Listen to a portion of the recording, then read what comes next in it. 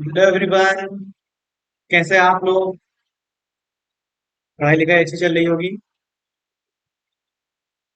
Ninth में अभी अभी आप लोग गए हो तो मुझे समझ में आ रहा है कि एक बैग एट्थ स्टैंडर्ड से नाइन्थ में जाना थोड़ा सा लोड ज्यादा हो जाता है, बुक्स ज्यादा हो जाती है, थोड़ी मोटी बुक हो जाती है। क्यों? कोई बात नहीं। मैंने वैसे भी बताया हुआ है कि मैथ से रिलेटेड जो भी नाइन्थ क्लास के जो भी इश्यूज आते हैं तो फिर मैं उसके लिए हूँ। आपको कोई डाउट है, मैं एकदम बताने को हूँ। आप एकदम चिल आउट रहिए, मेरे साथ फन लर्निंग सीखिए और मैथ को एक अच्छे तरीके से हम लोग करेंगे और बहुत मजा आएगा। ठीक है? ठीक है। तो लास्ट क्लास में हम लोगों ने क्या टॉपिक पढ़ा था? दो टॉपिक पढ़े थे, हाँ। इक्विवेलेंट। इक्विवेलेंट क्या? Equivalent rational number. और क्या पढ़ा था? Simplest form. ये दो टॉपिक पढ़े थे ना? जिसको क्लियर ना हो वो वाला वीडियो एक बार फिर से देख ले। कोई डाउट हो तो आप कमेंट सेक्शन में बता सकते हैं, मैं फिर से बता दूंगा। आज अपने क्लास को हम आगे लेके चलते हैं। ठीक है? देखिए, आज हम लोग पढ़ेंगे, हमारा आज टॉपिक क्या है? Finding finding rational number between two given rational number.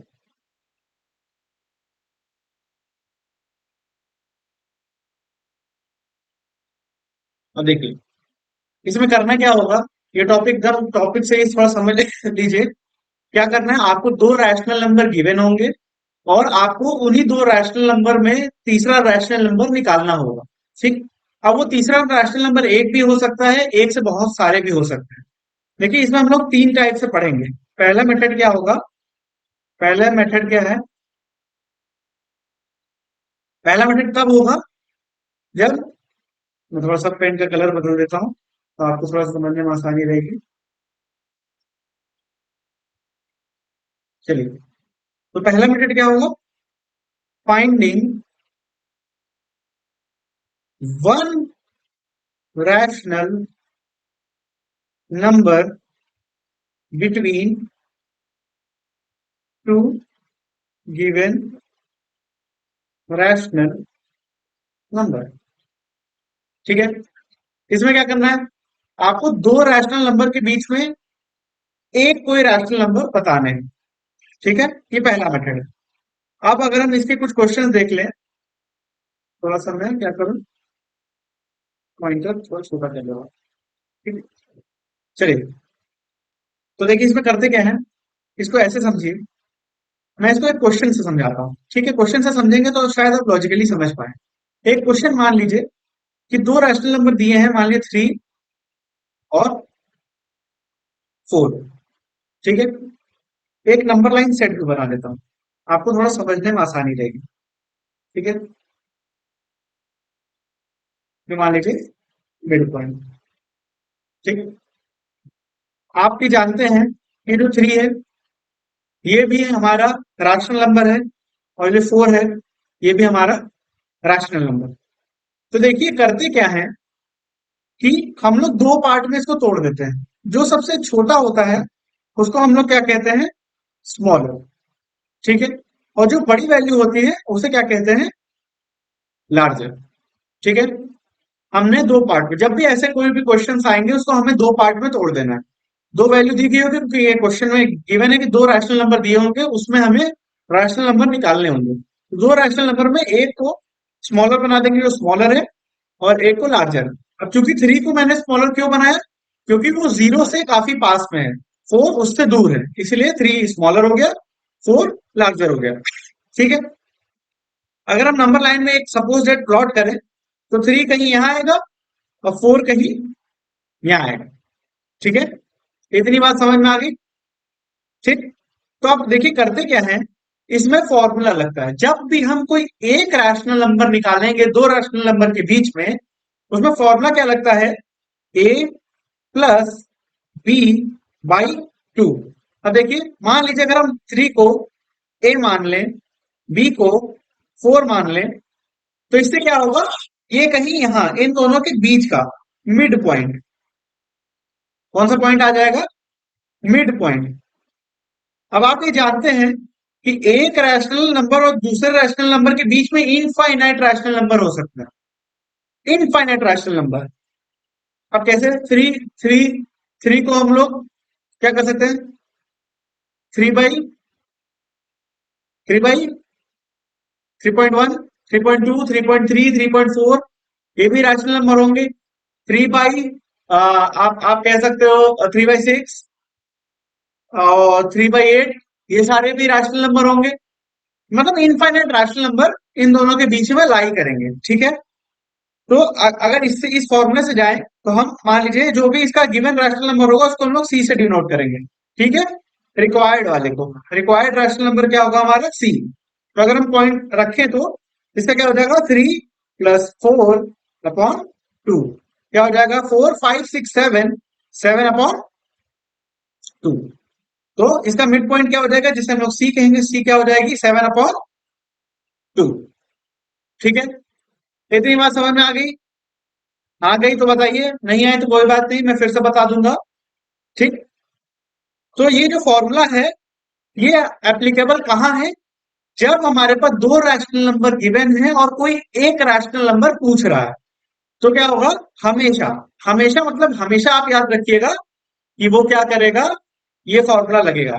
हम एक को स्मॉलर ले लेंगे, एक को लार्जर ले लेंगे, स्मॉलर वाले को ए कह देंगे, लार्जर वाले को बी कह देंगे।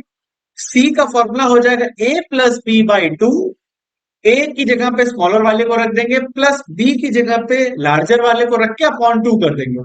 तो जो भी आएगा वो ए और बी के बीच का मिड पॉइंट होगा, उसके बीच का मिड पॉइंट, और वो भी हमारा क्या होगा, एक रैशनल नंबर होगा। तो उस हिसाब से ये एक रैशनल नंबर है।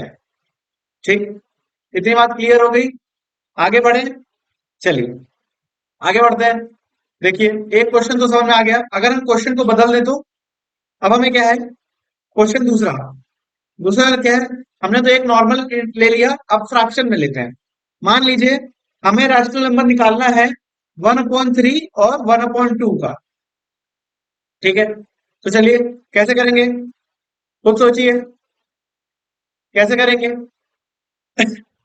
चलिए, अब ये क्या है, फ्रैक्शनल फॉर्म है ना, तो फ्रैक्शनल फॉर्म में हो सकता है कि आपको लार्जर और स्मॉलर निकालने में थोड़ा सा इश्यू हो, ठीक।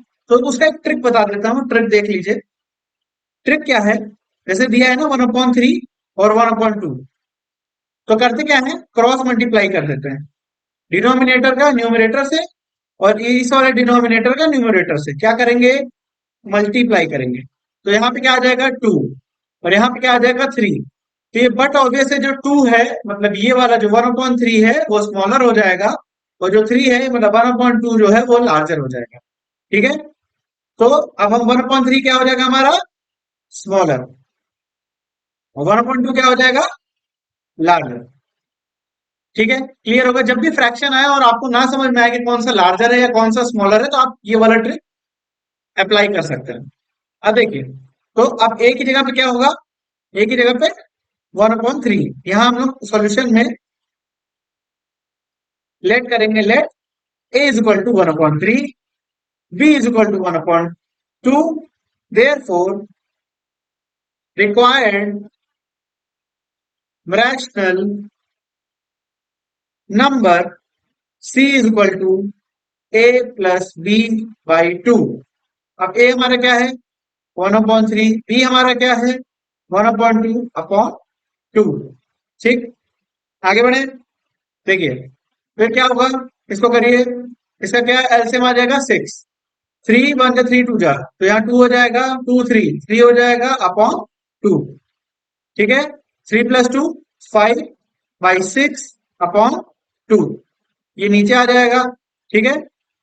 फिर क्या होगा, 5/2, 12। ठीक है, कितनी चीजें समझ में आ गई। तो अगर मान लीजिए अगर मैं किसी नंबर लाइन में डिनोट करना है तो हम कैसे करेंगे। मान लीजिए मिड पॉइंट हो गया और स्मॉलर नंबर क्या है 1/3। ये 1/3 हो गया। लार्जर नंबर क्या है 1/2। ये 1/2 हो गया। ये ए हो जाएगा, ये बी हो जाएगा और ये क्या होगा सी। सी की वैल्यू हमने क्या निकाली 5/12। ये हमारा क्या हो जाएगा सोल्यूशन। इतनी बात समझ में आ गई। बिल्कुल आ गई। कोई भी डाउट है, डाउट हो तो पूछ लीजिएगा। बाकी हम आगे बढ़ रहे हैं। ठीक है, अब इसी का तीसरे टाइप का क्वेश्चन क्या आता है। थर्ड टाइप का क्वेश्चन देखिए। थर्ड टाइप का क्वेश्चन क्या होगा देखिए। थर्ड टाइप में क्या होगा, अभी हमने पॉजिटिव इंटीजर लिया है ना, अब हम लोग निगेटिव इंटीजर लेते हैं। मान लीजिए -1/2 और -3/4, इसके बीच में हम निकालना है। एक सपोज दैट एग्जांपल है। अभी जब क्वेश्चन आएगा तो हम लोग सॉल्व करेंगे।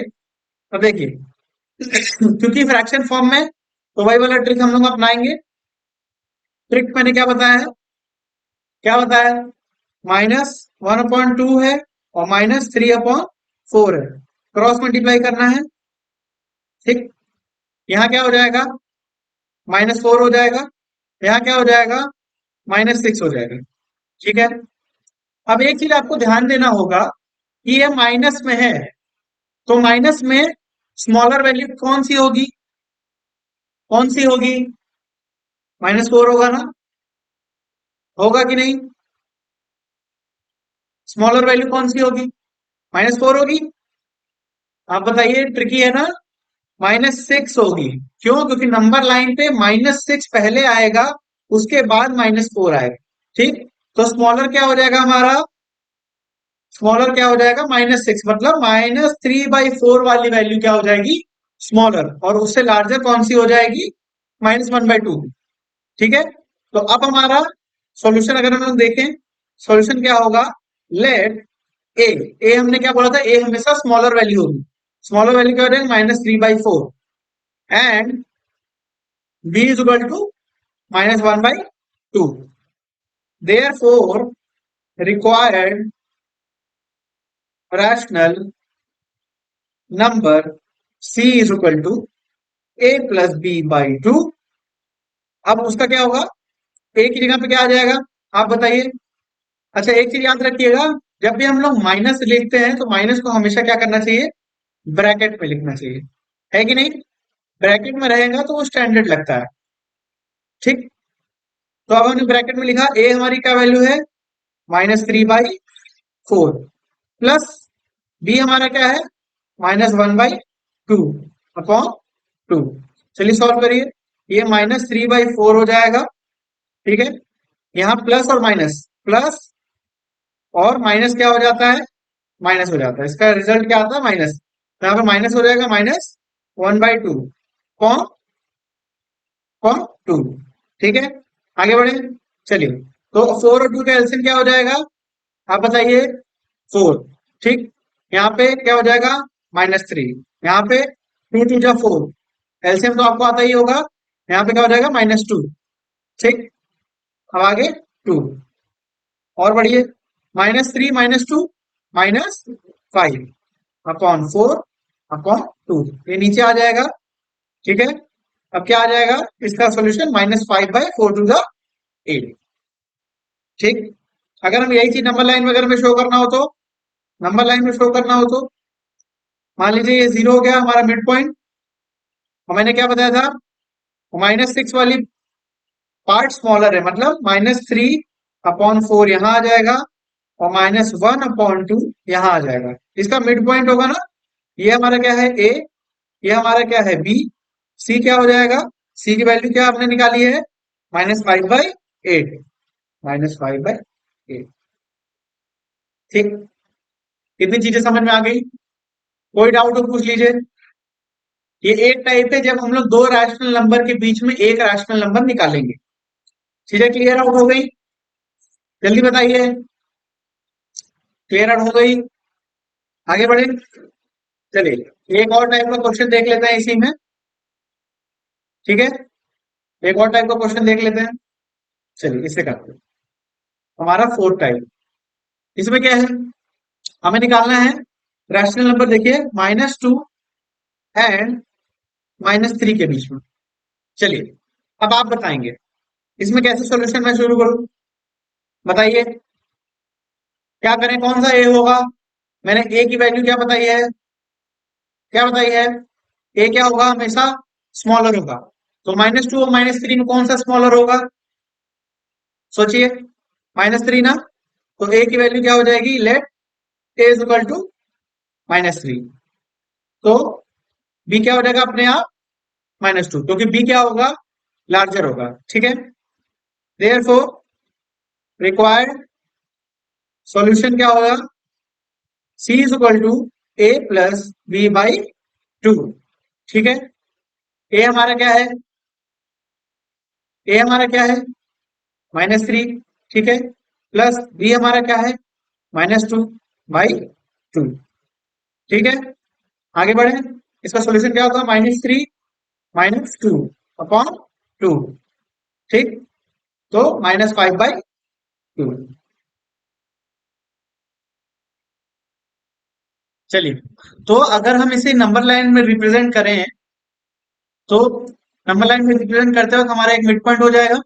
ठीक है, अब देखिए स्मॉलर कौन सी वैल्यू है हमारी, स्मॉलर क्या है -3, लार्जर क्या है -2। ये हमारा ए हो गया, ये हमारा बी हो गया। मिड पॉइंट मैंने बताया नहीं, मिड पॉइंट सी क्या है वैल्यू उसकी, -5/2। ठीक, ये हमारा क्या हो जाएगा आंसर। इतनी बात समझ में आ गई, कोई भी डाउट हो आप कमेंट सेक्शन में लिखिए, मैं फिर से कोशिश करूंगा कि आपको चीजें और अच्छे से समझा पाऊं। ठीक है, समझ में आ गई, चीजें समझ में आ गई। अब देखिए हमने क्या क्या पढ़ा है आज, एक समराइज कर लेते हैं। हमने क्या देखा है, finding the rational number between two given rational number, ये हमारा टॉपिक है। इसके सब टॉपिक में हमें क्या है, अगर दो रैशनल नंबर गिवन है और उसके में अगर हमें एक रैशनल नंबर और निकालना है, तो हम क्या करेंगे, वो हमेशा मिड पॉइंट होगा। नंबर लाइन में मैंने बताया ना, हमेशा मिड पॉइंट वाला जो मिड पॉइंट पॉइंट है, वही हमारा क्या हो जाता है, वो रैशनल नंबर हो जाता है। उसमें करते क्या है, सबसे पहले हम लोग स्मॉलर और लार्जर निकालते हैं। स्मॉलर लार्जर जब निकल जाता है तो वो स्मॉलर को हम ए मान लेते हैं, लार्जर को हम बी मान लेते हैं, और फॉर्मूला क्या लग जाता है, रिक्वायर्ड रैशनल नंबर का हो जिसे हम लोग सी कहते हैं, उसका फॉर्मूला हो जाता है ए प्लस बी बाई 2, जो कि यहाँ पे है। और फिर हमने उसकी वैल्यूज को रख के मिड पॉइंट वाला रैशनल नंबर निकाल देते हैं। तो हमने 3-4 टाइप के क्वेश्चन करे इसमें, जैसे नेचुरल नंबर जो दिए हुए थे वैसे वाले इंटीजर, फ्रैक्शनल फॉर्म में जो थे वो पॉजिटिव जो इंटीजर है उसको किया था, निगेटिव इंटीजर जो है उसको किया था। मैंने ट्रिक भी बताई हुई है, ट्रिक से हम पता चल जाएगा कौन सा लार्जर है कौन सा स्मॉलर है। और हमने निगेटिव वाले डायरेक्ट जो भी नेचुरल नंबर्स हैं उसके उसके भी मैंने सारे क्वेश्चन कर लिए। ठीक है, एक बार आप वीडियो को गो थ्रू हो लीजिएगा, कोई भी टॉपिक में डाउट हो तो आप मुझसे बताइएगा, मैं फिर से कोशिश करूंगा आपको बताने की। तब तक के लिए थैंक यू।